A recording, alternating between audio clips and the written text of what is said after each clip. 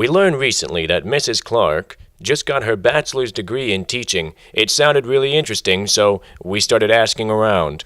Our first stop was in the junior high to speak to her son, Coach Rice, who's also a teacher. To talk about that, I got to start talking about myself a little bit, I guess. But I started teaching here 13 years ago. And a couple years in, my mom was in between jobs, and she decided that she wanted to try to get into some type of education. So I got with Miss Campbell all those years ago, and we had an aide position open. It ended up that she gets transferred to the high school. About a year into that, she came to me and decided that she wanted to try to go back to, she wanted to go to college. It'd been about, I don't want to date my mom too much, but it was in the 80s that she got her GED, and she had worked odd and end jobs throughout that time and everything. So when she came to me and told me that, I told her that to be prepared for the work that she's done. I was the first in my family to go to college, and I was very proud of the fact that she wanted, for once, to follow in my footsteps. And it did it. It made me, I didn't expect that. It made me proud of her. And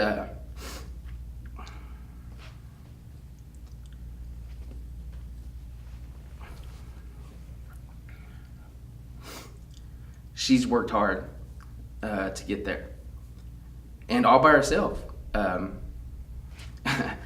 She didn't come to me to get her work done. I gave her some encouragement when it was getting hard, but man, she studied a lot more than I did when I went to college. But and she's still got a little ways to go to get her certification and stuff. But I think it's an inspiration of what she's done. So. Were a lot of sacrifices made on the road there? Like lots of obstacles? Yeah, she had to, since it'd been so long she's going to school, she had to take some certain tests, and then it set her back because everything's changed so much nowadays that she had to take some remedial math and things like that because it's changed so much from when she was a kid. So she took quite a few hours that didn't even count towards her degree. That she had to work through that stuff. So those obstacles, and then just figuring out how to pay for some of it, which, student loans and things like that, sacrifices made, a lot of late nights on her part, weekends on her part. The school was very helpful in what they did and allowing her to use some of the computers and things like that, because we didn't have those. She didn't have one for the longest time. So. What I liked about Miss Clark, how she helped me with like biology, and like whenever I was failing, I always come to the mall, and she'll help me out with a lot of stuff, and I appreciate it so much because without her, I would have been in like biology for like 3 years. She's been going to school for a long time, I think about 7 to 10 years, and she's loved it, but it's been, I've seen her stress about it. She's like, oh, I have so many tests to do, I have so much homework, and I've seen where she's almost missed assignments, but she's always stayed on top of her schoolwork, and I'm just really proud of what she's accomplished, and I'm proud that she did it and she didn't give up on it. Finally, we went to the mall to speak to her herself and hear her story. In 2006, my son asked me if I wanted to come to work at Kaufman High School to help with the special ed students. And I agreed, interviewed for the job, and got it.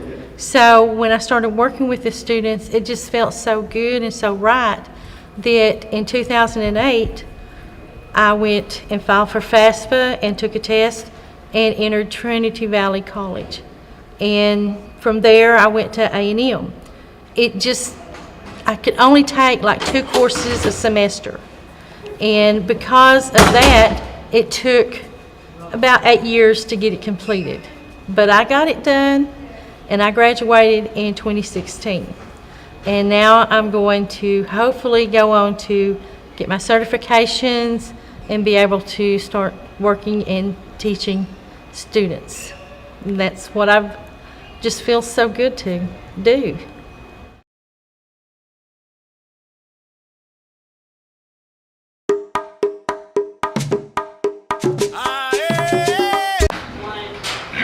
My name's Noah. This is Erica with her pig Jimmy. This is Kaufman FFA week this past week, and so we are raising money to help support our FFA chapter by students donating as to which administrator they wanted to kiss this pig.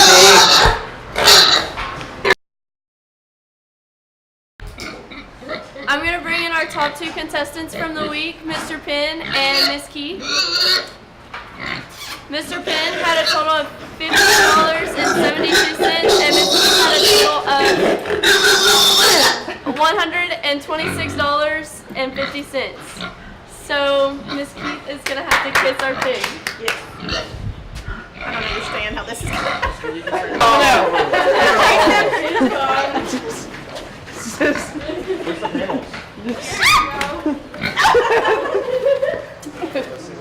That doesn't count. That doesn't count? No. Oh, it's so shiny and wet. Here. Good gosh. Remind me next year when this rolls around how this panned out.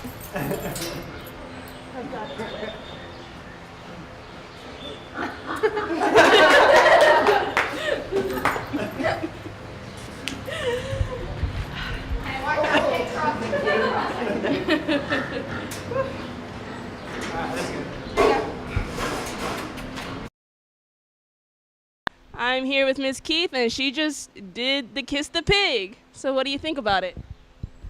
I think that I'm saving my money for next year so that Mr. Penn also gets to experience this. Oh, that seems fine. How was the experience for you? Well, I guess I thought when I signed up for it, like I would just kind of lean over and the pig would look up at me and we'd have a moment and I'd just plan a kiss. But Noah tried to ride the pig, I think, or hold him, and he was protesting, I think, even more than I was, the pig, not Noah. Pigs don't like to be kissed. Yeah, from all the squealing, I think I got a headache now from it. Moving on, if there was to be more than one, who would you nominate to do it if you had the chance to nominate somebody to kiss the pig besides Mr. Penn? Besides Mr. Penn. Who else was in the nomination? Coach Stone? Yeah. There was somebody else, Mr. Feller. I wouldn't mind seeing Mr. Feller kiss a pig. Or Coach Stone. I think everyone that didn't get to this time should do it next time. All right, well, thank you, and hope you can go wash your face off. Bye.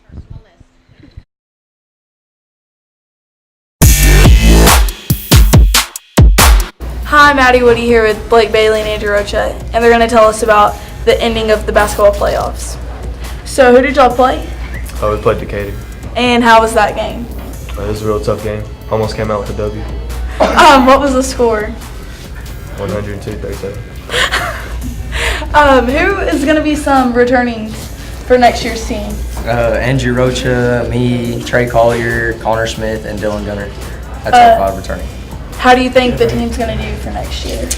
Hopefully we have a better overall record and hopefully win district. We'll see how it goes. Well, good luck in the future. Asking about dress code. How do you feel about it?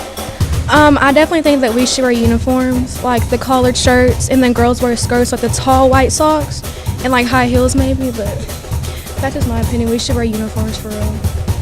Okay, thank you.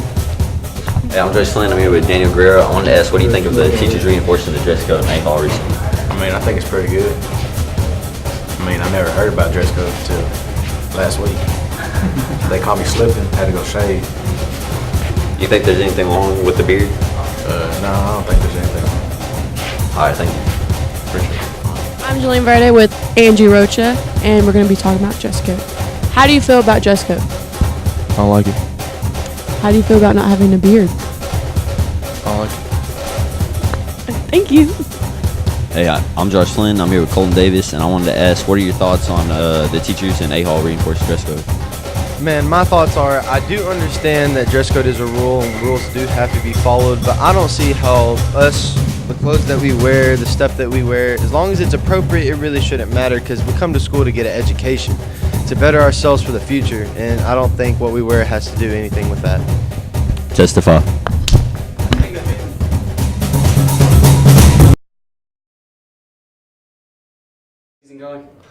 Going pretty well. We've got a lot of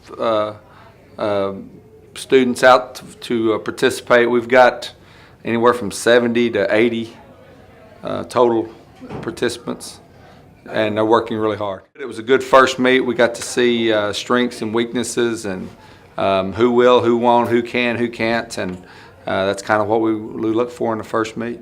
Improvement, you know, everyone needs to try to PR every meet. Their school records.